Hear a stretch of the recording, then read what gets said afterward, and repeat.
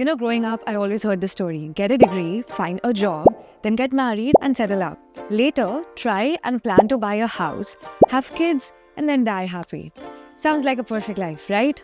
But is it perfect or delusional?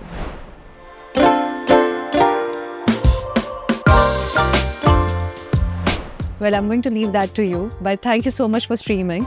This is POV with Pallavi, where I bring in these culturally diverse topics that affects you and me and the society at large.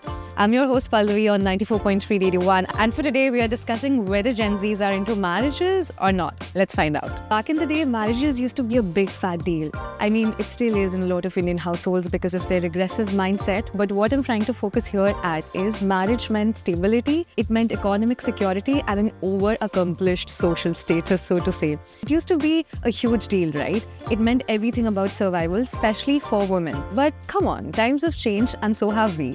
I'm a 25 years old independent woman living all by myself and smoothly taking care of my expenses. I need no man and not for my survival at all. But here are some facts to help you understand what the Gen Z mentality is about marriages. So here we go. Well, I'm Gen Z and I have seen my millennial folks and couple of relatives from Gen X end their marriages in divorces.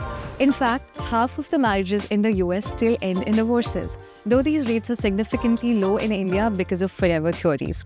And second, I want to question you, what about happiness?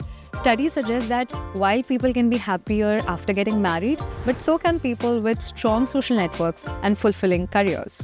And third, according to Pew Research 2021, 4 out of 10 Gen Z adults says that marriage is not required for them to lead a fulfilling life. And this has been the highest across all generations. Well, in my opinion, Gen Z is the most individualistic, diverse, and gutsy generation up until now.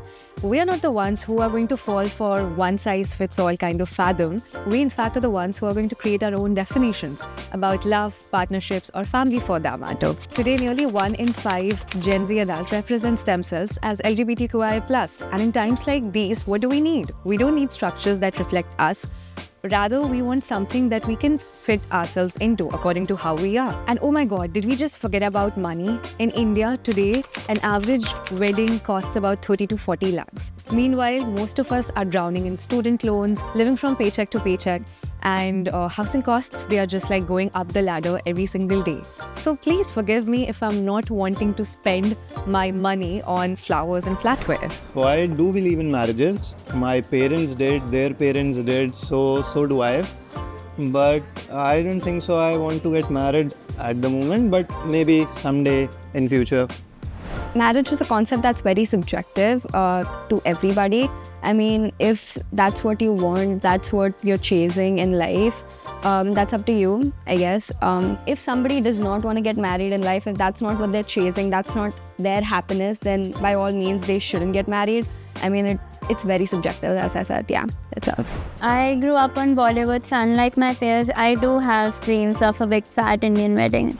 So what I think of marriage is that marriage is quite a good institution. It's a fine institution. It teaches you commitment, and it's a good thing. And the notion that younger people and Gen Z are choosing not to get married or stuff like that is completely false.